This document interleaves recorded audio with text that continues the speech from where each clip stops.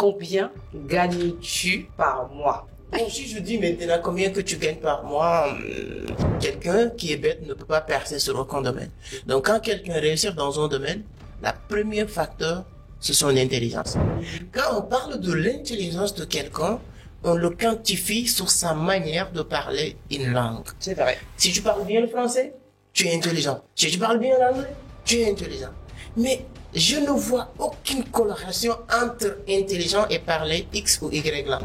Comme on dit, un cancre qui passe tout son temps à passer à l'action a plus de sens qu'un génie qui ne passe jamais à l'action. Il y a beaucoup de gens qui pensent que les gens qui ont beaucoup d'argent ou qui font beaucoup d'argent, ils sont souvent trempés dans des choses un peu, tu vois, un peu bizarres, un peu louches et tout. Je veux savoir, est-ce que toi, dans ta vie, tu as déjà fait de l'argent sale? Oui ou non? Ou mettre des petites arnaques? Quelqu'un qui fait de la drogue, Ouais. son argent est sale. Bah Mais oui. un peu. Moi, je ne le considère pas comme un argent sale. Pourquoi? Je vais vous expliquer. Il y a un business qui s'appelle Cunet. Beaucoup de personnes le connaissent au Sénégal. Moi, j'ai rentré sur Cunet. Ah, j'ai entendu parler. J'ai rentré. Moi, la curiosité de savoir, moi, je ne me limite pas sur ce que les gens disent. Quand j'ai rentré sur Cunet, Tu préfères 100 000 euros cash ou 10 minutes en tête à tête avec Elon Musk? c'est quand il y a une femme belle, qui est motivée déjà pour travailler. Ah, d'accord. Ok, bah soyez juste belles, les femmes. Soyez juste belles. Vendre ton âme au diable pour devenir riche ou rester musulman. Comme tu vas chercher là.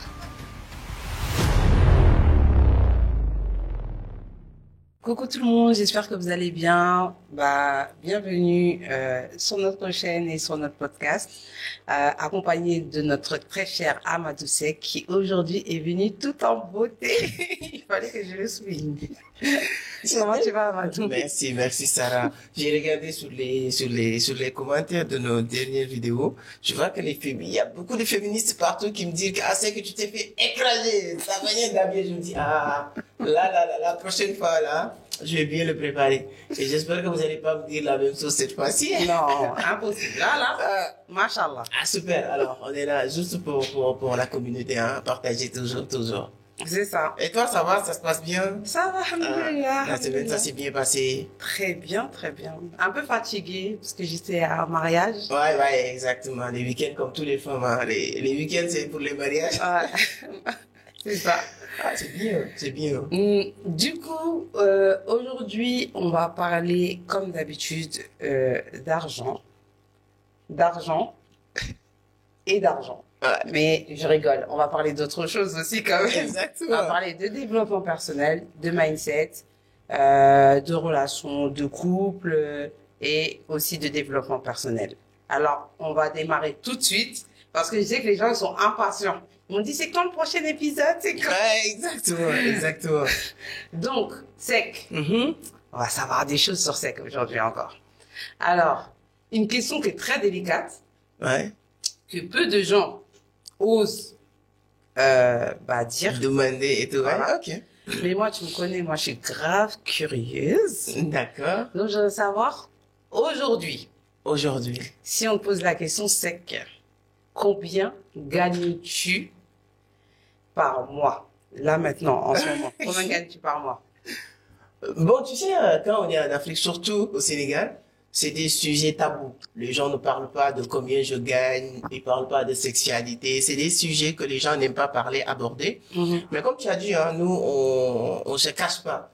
Quand je pars au resto, je suis, en flagrant délit. Les gens, qui me disent, mais c'est que je dis non, je suis pas fils du président, je suis pas aussi le fils de, comment il s'appelle, Poutine. C'est parce que dans ce planète, il y a que les enfants de Poutine qui doivent se cacher. Ah, en tout cas. Bon, si je dis maintenant combien que tu gagnes par mois, tu sais, moi, j'ai pas un salaire fixe. Ça aussi, il faut prendre en compte cet aspect, c'est très important. Mais les entrepreneurs, en général, ils ont pas de salaire fixe. On a juste des revenus qui viennent de gauche à droite. J'ai certains revenus passifs income qui sont fixes. C'est certains, je donne un exemple terre à terre. Les gens qui me suivent sur YouTube, qui passent par YouTube. YouTube, c'est un revenu que je ne sais pas combien que je vais gagner le mois bien prochain. sûr. Et souvent, on tourne autour de 400, 500 000, souvent plus, et ainsi de suite. Ça dépend de maximum de partage qu'ils vont faire tout ça pour gagner plus. Vous avez entendu? Faut bien partager, bien liker. Ça permet que le mois prochain, les gains de YouTube vont augmenter. Alors, moi, aujourd'hui, mais si je te donne un fourchette, je peux te dire que je suis sur les 15 000 $ par mois. C'est beaucoup pour certains, mais je peux dire que je suis honte de le dire. C'est pourquoi j'ai tout tourné de gauche à droite. Parce que les gens avec qui on fait le même business, les gens avec qui je fréquente, honnêtement, c'est des gens que je connais qui sont sur les 30 000 $, 50 000 $ le mois, et ainsi de suite, et qui font plus ou moins les business en ligne, le passive income, la vente des formations, etc., etc. Mais c'est pas mal, étant au Sénégal, je tourne autour de 15 000 $. Mais sur les 15 000 $ brut, j'ai beaucoup de charges. Bien sûr. Moi, tu connais mon bureau, j'ai des bureaux fixes. Sur les bureaux, il y a des personnes qui travaillent en temps plein. Il y a les loyers que je dois payer. Il y a l'électricité que je dois payer.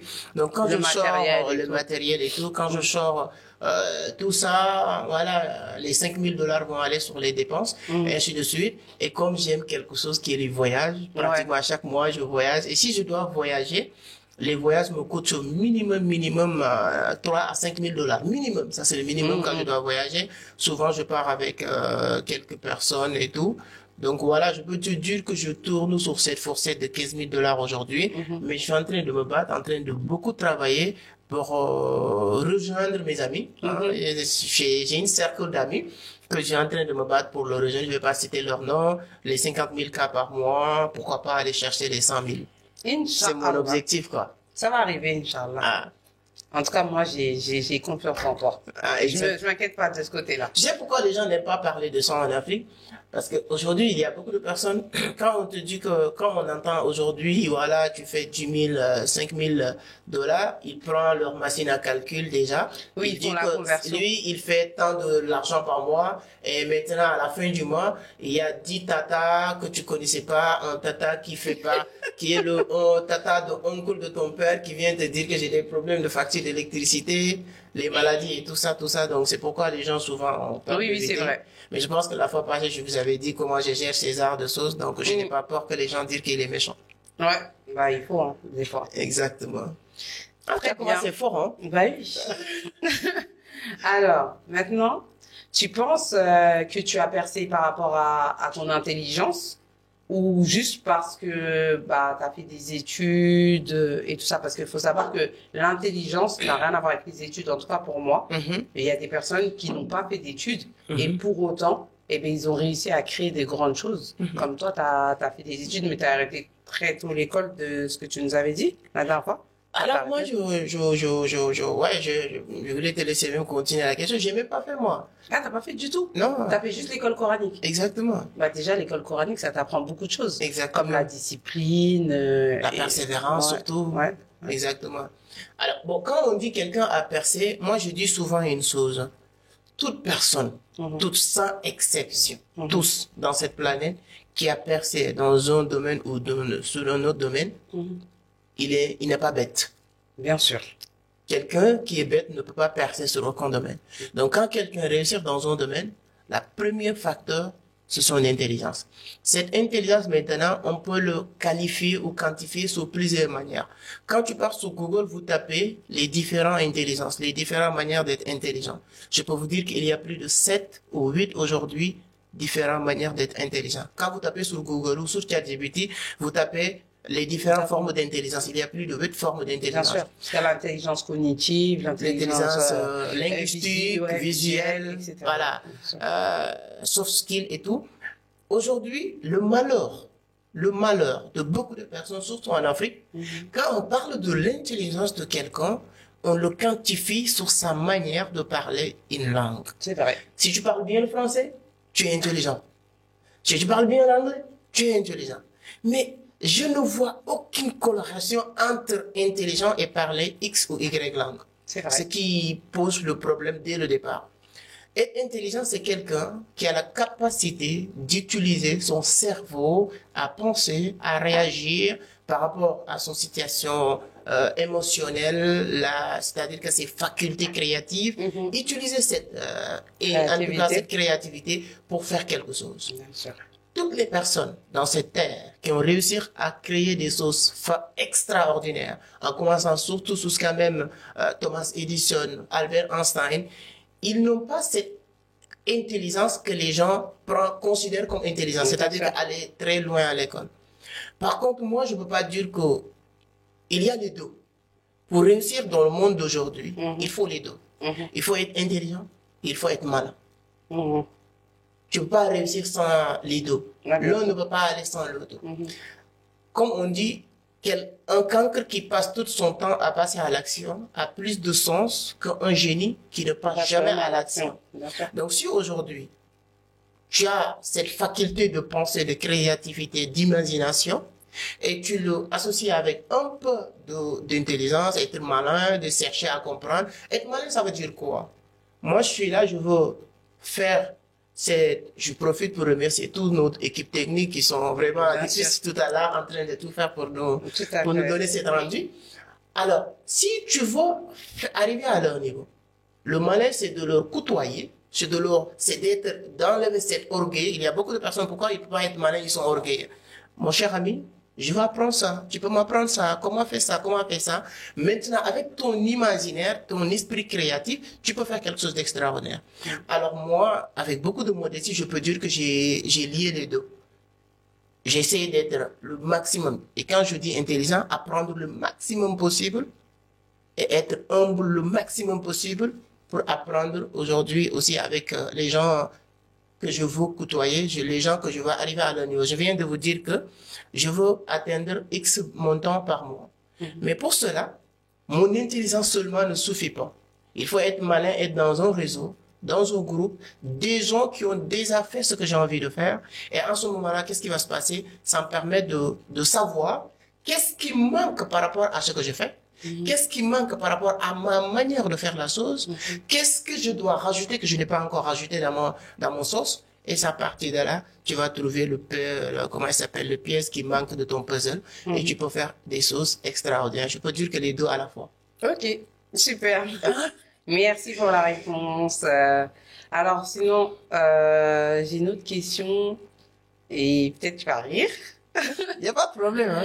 On dit souvent que les hommes, il y a beaucoup de gens qui pensent que les gens qui ont beaucoup d'argent ou qui font beaucoup d'argent, ils sont souvent trempés dans des choses un peu, tu vois, un peu bizarres, un peu louches et tout. Je veux savoir, est-ce que toi, dans ta vie, tu as déjà fait de l'argent sale? Oui ou non? Ou mettre des petites arnaques en place pour avancer plus vite? Tu sais, comme j'ai dit tout à l'heure. Tout est propre. Tout est halal. Tu vois, j'ai un ami que j'aime bien, un ami d'Audo. Il me dit que l'argent n'est pas propre, on le rend propre. Ça veut dire quoi, ça? L'argent n'est pas propre, on rend l'argent propre. C'est ça qu'un ami me dit. Mais, ça aussi, moi, je vais dire, ça dépend. Tu vois? Chacun a sa définition. Peut-être il y a des choses que tu définis comme quelque chose qui n'est pas légal, que je fais. Par contre, moi, je ne le définis pas comme quelque chose qui n'est pas légal. Alors, moi, si je prends dans le monde d'aujourd'hui, je donne son exemple bizarre.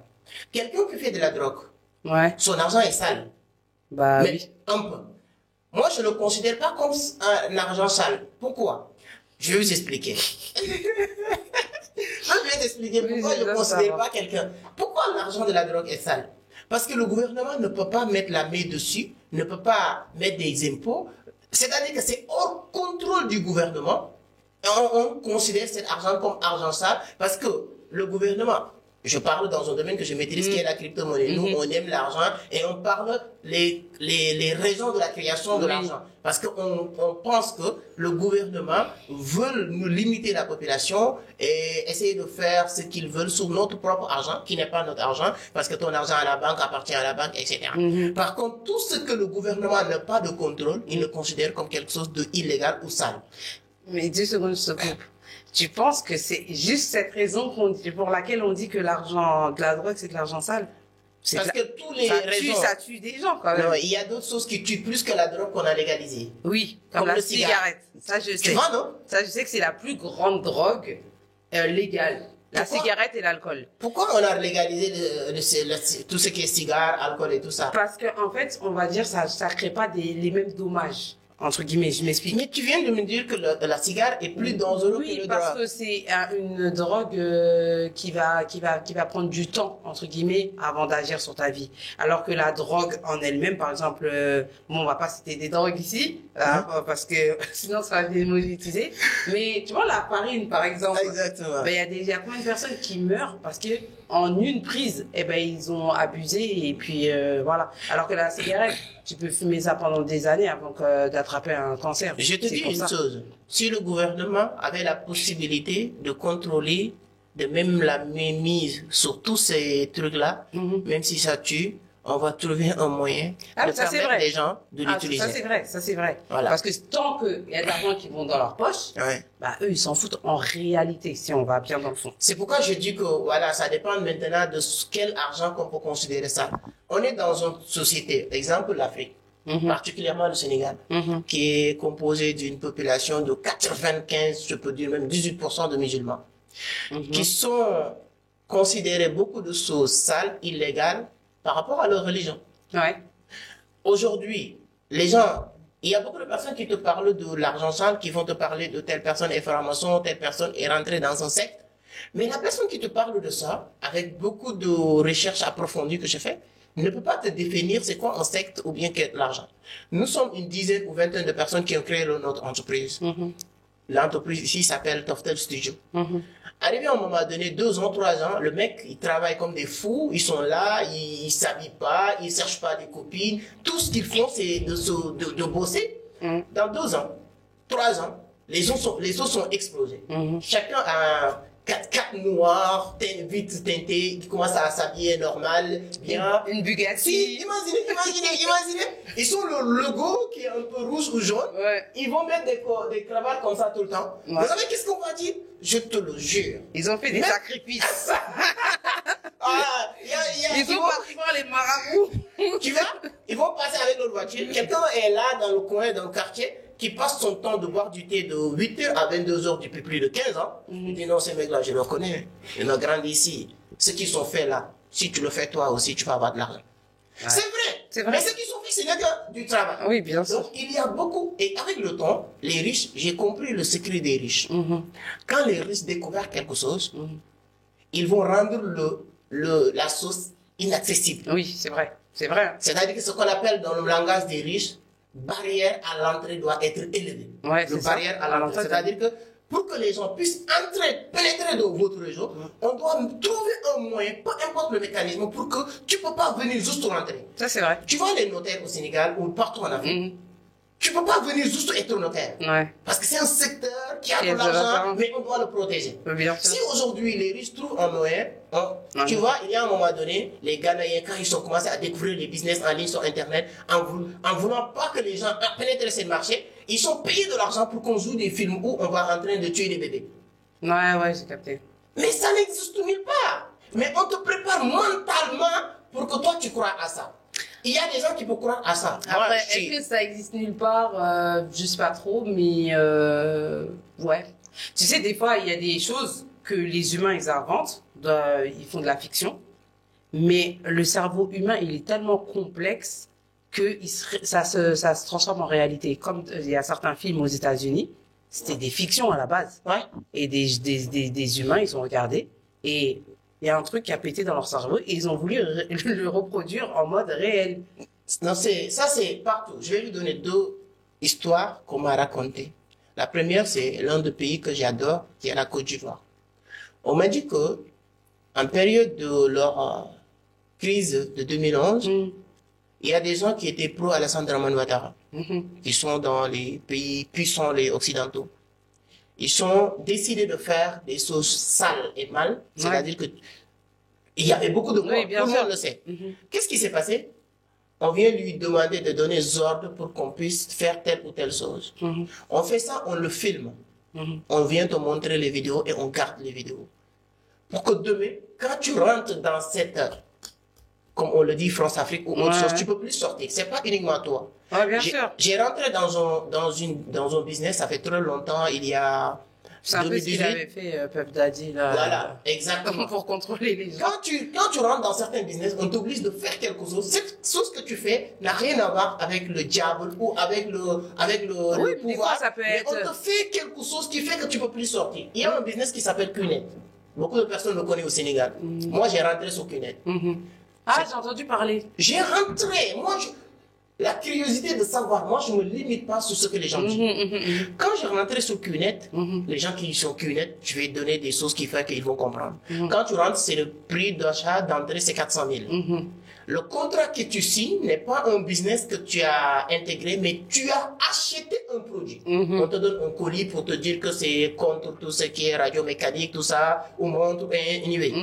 Mais ensuite, on te donne un plan de compensation pour le business. Le plan de compensation, c'est que tu amènes les gens pour gagner de l'argent. Il y avait des formations. J'ai fait une formation qu'on appelle changement de paradigme. J'ai fait la formation qu'on appelle traitement de liste. C'est cette formation qu'on t'apprend quelles sont les personnes qui doivent intégrer ton réseau. Ainsi de suite, ainsi de suite. Donc, je connais le business. Il y a des gens qui m'ont dit, dans le business, parce que je n'étais pas arrivé à ce niveau, tu arrives à un certain niveau, il y a formation de 3 jours qu'on fait dans un autre dimension ou bien d'autres endroits. Les gens qui vont faire cette formation de 3 jours, ils vont le faire nu. Hein? Désolée, mais c'est nerveux. T'as dit, ils vont faire quoi? Ils vont faire cette formation. Tout nu. Toutes les personnes qui vont faire cette formation. Genre, les filles et les hommes, ils sont mélangés, quoi. Ah, putain. Non, mais c'est pas vrai. Non, c'est vrai.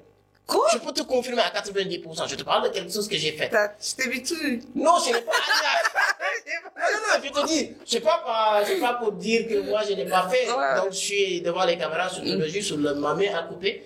J'étais pas arrivé à ce niveau.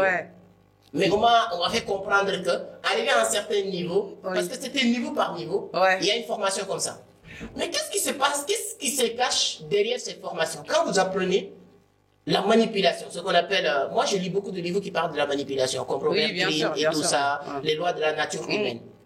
Quand tu arrives à faire certaines choses dans certains deals, on a des trucs qui fait que tu es condamné à rester. C'est vrai, j'ai capté. En fait, ils te disent, t'arrives à ce niveau-là, tu vas te mettre tout nu, ils vont te filmer, et comme ils ont ta nudité, bah là, ils peuvent te faire tout ce que tu veux. T'es leur marionnette, en gros. Je pense que l'argent sale, quelque part, c'est ça. Ouais, bien moi, sûr. je suis pas d'accord dans ça. Mais maintenant, moi, si c'est personnel, moi, personnellement, j'ai fait l'argent sale. Il y a des gens qui m'ont écrit pour me dire, est-ce que crypto est halal? Il y a des gens qui me disent, tu vois, non? Il y a des gens, si je dis oui, je n'ai jamais fait l'argent sale, des personnes vont me dire que l'argent que tu as gagné sur la crypto, c'est l'argent sale. Oui, c'est vrai. Et puis encore, il y a des gens qui te disent, la vente des formations que je fais. J'ai jamais obligé personne d'acheter mes formations. J'ai partagé énormément, plus de 1500 contenus sur la crypto. J'ai donné plusieurs versions, les tutoriels, etc. pour que les gens apprennent avec moi. Les gens qui veulent aller plus loin, il y en a des milliers de témoignages qui sont satisfaits à travers mes formations. Mais il y a 1 ou 2 personnes qui vont sortir pour te dire que l'argent que tu fais sur la formation, tu le fais sur le dos des gens, c'est l'argent sale, et ainsi de suite. Donc c'est pourquoi ce sujet-là, c'est très vaste. Mais moi, je peux te dire que j'ai jamais fait l'argent sale, t'inquiète pas. Bah, de toute façon, ça m'étonnait pas. Je me suis dit, pourquoi il a parlé tout ça temps? Mais non. Il n'y a pas de problème. Mais de toute façon, j'en doutais pas. C'est pas parce que je te connais, parce que je te connais quand même, tu vois. Exactement. Donc voilà. Bah maintenant, on va passer à la partie que vous aimez tous, les questions-réponses. Comme ça va être plus rapide. La cadence, ça va changer. D'accord. Alors, Sec, tu préfères 100 000 € cash ou 10 minutes en tête-à-tête avec Elon Musk? 100 000 €. Cash, tout de suite là. Ouais. Il y a dans la valise là. 100 000 €. Ouais. 100 000 €, c'est presque 200 millions, hein, 160 millions de CFA. 10 minutes de tête-à-tête avec Elon Musk. Si ça va être en public, je préfère les 10 minutes avec Elon Musk. Si c'est-à-dire que j'ai la possibilité de le mettre en public, on le filme, il y a les télés et tout ça, je fais 10 minutes tête-à-tête avec Elon Musk, je préfère ça, je pense. Ouais, parce que tu sais que ça va te rapporter beaucoup derrière. Et je vais te raconter, c'est des questions rapides, mais je te raconte l'histoire qu'on m'a racontée sur Aliko Dangote. Il y a quelqu'un qui est venu pour lui dire que j'ai besoin d'aide, je suis ton cousin, nanani, nanana, il a beaucoup parlé. Donc, bref, pour résumer l'histoire, Aliko Dangote dit, ok, d'accord, je vais t'aider, je vais faire quelque chose que j'ai jamais fait pour toi. Il a accompagné le jeune jusqu'à la porte de son entreprise et lui dit, au revoir, à la prochaine. Ça s'arrête là. Le mec est déçu, il dit que non, le mec, il est méchant, il est milliardaire, il dit qu'il va m'aider comme ça. Mais dès qu'il sort, tous les journalistes me disent, comment tu as fait pour rencontrer Dangote? C'est qui pour toi? Nanana. Le président de l'Indonésie l'appelle pour lui dire qu'on veut que tu aies notre ambassadeur dans ton pays. Parce que tu es proche de Dangote. Donc, pour dire que je pense qu'être tête à tête avec Elon Musk publiquement, quand je sors, si j'arrive au Sénégal, Diomaye va m'appeler. Sûrement. Donc, je préfère tête à tête avec Elon Musk. Ça, c'est sûr. Et en même temps, je suis fan de lui. Moi, il y a deux personnes qui m'inspirent aujourd'hui dans cette planète en business. C'est Elon Musk et Oussama Ammar. Ouais, ce sont les deux personnes qui me fascinent vraiment sur le business. C'est vrai qu'ils sont très forts, hein. Ouais. C'est vrai, c'est vrai. Alors, question suivante. Tu préfères une femme super belle, mais très toxique. Belle. Attends, laisse-moi finir. Ou une femme normale, mais ultra loyale. Belle. Vous avez vu comment les hommes, ils pensent? Voilà, les femmes. La loyauté, là, en fait, ils ont rien à foutre. Ça fait... Regardez, écoutez-le, hein. Là, tu sais, quand tu as une femme belle, tu es motivé déjà pour travailler. Ah, d'accord, ok. Bah, soyez juste belles, les femmes. Soyez juste belles. Et après, vous mettre avec un millionnaire, un multimillionnaire. Soyez juste belles, hein. C'est très important, hein. C'est très important pour les femmes. En tout cas, alors, un business qui rapporte, mais que tu détestes, ou un projet qui te tient à cœur, mais il n'y a pas d'argent? Là, ça dépend. Si c'est juste un travail qui rapporte, ou un business, je sais pas. La question c'est... Est-ce que tu préfères avoir un business? Tu es dans un business où tu as créé un business qui t'apporte de l'argent, mais en vrai, tu as la flemme de te lever le matin, tu détestes ce que tu fais, tu détestes, mais au moins tu as l'argent. Ou tu préfères quelque chose que tu aimes vraiment faire, mais qui te rapporte rien du tout? Là, je pense qu'il me rapporte de l'argent. Peut-être, ça, va être honnête, quoi. Voilà. Comme 90% des gens, ils je vais prendre le business qui va me rapporter beaucoup d'argent et ensuite, avec cet argent, je peux faire ce que j'aime. Voilà. C'est ça. Alors, 1 million d'abonnés qui te suivent aveuglément ou 10 partenaires stratégiques qui t'ouvrent les portes. Je connais déjà la réponse. Est-ce que bon, je pense que je prends les 10 millions d'abonnés. Hein. 1 million d'abonnés. Je sais pas. Les 10 partenaires qui m'ouvrent des portes. Ouais. Mais tu n'as pas précisé quelle porte et quoi. Mais si, j'ai dit 10 partenaires stratégiques, pardon, qui t'ouvrent des portes. Ça veut dire qui t'ouvrent des portes sur tout ce que tu veux, en fait. Ouais, je réfléchis pour être honnête. En connaissant la puissance du réseau, de YouTube et tout, tu sais que 1 million d'abonnés, c'est un partenaire qui te ouvre toutes les portes du monde. 1 million d'abonnés aujourd'hui, si j'ai 1 million d'abonnés. Bon, je vais réfléchir quand même, mais il y a une forte chance que je prends 1 million d'abonnés. Ok, c'est noté. Alors, une Bugatti aujourd'hui, tout de suite, ou le pouvoir d'effacer toutes tes erreurs du passé? Non, moi, Bugatti. Moi, je les laisse le passé là. Je les laisse avec le passé. Ok. Tout de suite. Ça, j'ai pas besoin de réfléchir. Ok. 1 mois à Dubaï avec les plus grands entrepreneurs ou 1 mois dans ton quartier pour inspirer les jeunes? Les jeunes de mon quartier vont être pas chiens. Hein? Bon, mais ça, avec les plus grands entrepreneurs, s'il y a les réseaux sociaux, t'inquiète pas, je vais leur inspirer. Tous les photos vont leur retrouver. En tout cas, c'est vrai, c'est pas vrai. Je prends les entrepreneurs à Dubaï. Ça, c'est pas réfléchir. Ok. Être riche en silence ou célèbre sans le sou? Tout ce qui va avec l'argent, je pense. Ouais, ok. On a compris maintenant. Ok. Donc, vendre ton âme au diable pour devenir riche ou rester musulman? Comme tu vas chercher là. Et c'est pas dans la liste de questions, je viens de l'inventer là. C'est quoi le diable d'abord? Hein? C'est quoi le diable? Ouais. Shaitan. Quelles sont les conséquences? Quelles sont les conséquences? Donc, vendre ton âme au diable, quoi, c'est ça? Non, c'est-à-dire... On peut aimer l'argent comme ça? Non, c'est-à-dire que, regarde. J'ai bien dit, vendre ton âme au diable ou rester musulman. Ça veut dire que sous-entendu que si tu vends ton âme au diable là, c'est que tu n'es plus musulman. Je vais te raconter une chose, hein. Est-ce que tu sais qu'être musulman, c'est juste dans ton cœur? Elle n'écoutez même pas ce qu'il dit. Là, il est possédé. Il est possédé par l'esprit de l'argent. Je te demande, est-ce que tu sais ça d'abord? Moi, je n'ai pas encore décidé. Est-ce que vous savez que être musulman, c'est dans le cœur? Maintenant, c'est-à-dire que et le diable aussi, ça dépend de définition. Le diable, c'est qui? C'est une personne qu'on va aller, ou bien... Le diable que Dieu décrit dans le Coran, dans la Bible et dans la Torah, si tu veux plus décrire. Mais moi, tu sais que j'ai un petit problème. Dieu nous envoie ici, il nous aime, et il nous envoie avec le diable. Moi, je ne suis pas comme ça. C'était comme ça. C'est Adam et Ève qui ont fait que... Oh, je vais vous faire plaisir juste pour dire qu'elle reste musulman. Ah. Je suis pour vous faire plaisir. Ok, alhamdoulilah, il n'a pas dit autre chose. Alors, je préfère vendre Vision Crypto pour 10 millions d'euros ou la faire devenir un géant africain dans 10 ans. Moi, je préfère le faire en géant africain dans 10 ans. Bien sûr. Ouais. Tu n'as pas travaillé tout ça pour le vendre, non. Franchement, il faut que quelqu'un prenne ta vision là. Exactement. Non, le Vision Crypto, c'est un projet vraiment qui me tient à cœur et je pense qu'on est en train bien de le développer. Et les Africains sont en train de le approprier. Donc, je pense que dans 10 ans, on peut donner cette promesse ici. Ça va être un géant dans le domaine du tech dans le monde. Inch'Allah. Donc, te faire interviewer par Oprah Winfrey ou par ta propre maman? Mais, j'aime bien ma mère. Mais moi-même m'interviewer. Ça a quelles conséquences, quoi? Ça a quelles conséquences dans le monde? Oui, c'est ça que je veux dire.